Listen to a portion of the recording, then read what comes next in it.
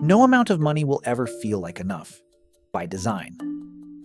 Not because you're greedy, not because you lack discipline, but because your brain was never built to measure wealth in absolute terms. It can only measure wealth relative to the people standing right next to you.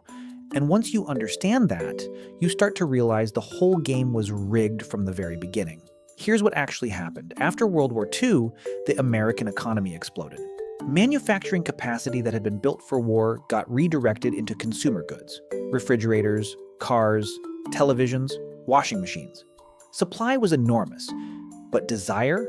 Desire had to be manufactured, therefore an entire industry emerged to do exactly that.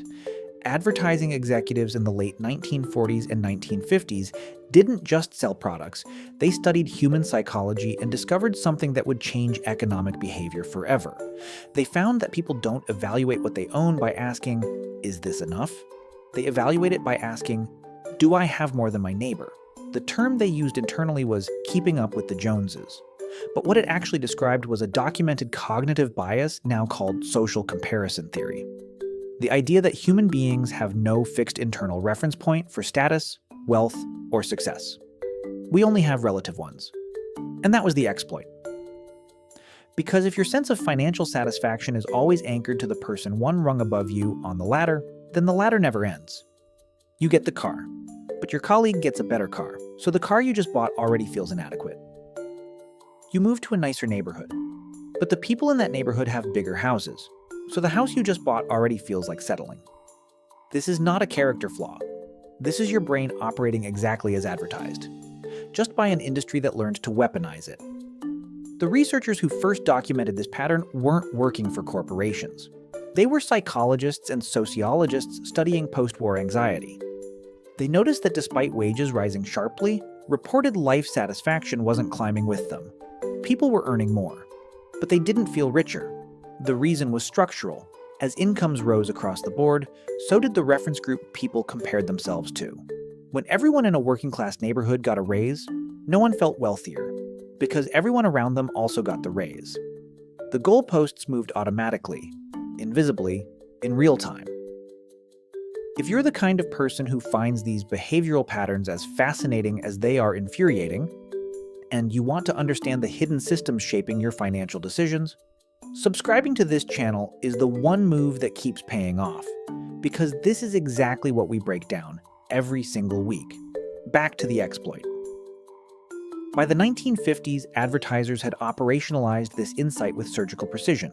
They didn't just show you a product, they showed you the product in the hands of someone slightly above your perceived social tier, someone with a slightly bigger lawn, a slightly nicer suit, a slightly younger-looking kitchen. The gap was always just large enough to feel achievable, just small enough to feel urgent.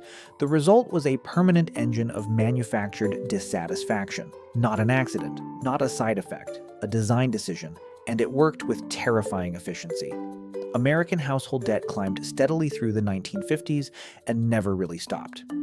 The savings rate began its long decline. And underneath all of it was a simple psychological loop running silently. Compare, feel inadequate, acquire, repeat. The system doesn't need you to be irrational. It just needs your brain to keep doing what it was built to do. Scan the social environment, locate the hierarchy, and push you to close the gap. That impulse kept tribes alive for 100,000 years. In a consumer economy flooded with manufactured status signals, it keeps you broke. The most unsettling part? Knowing this doesn't automatically free you from it. The bias runs below conscious awareness. You can understand social comparison theory completely and still feel the pull when your friend upgrades their apartment.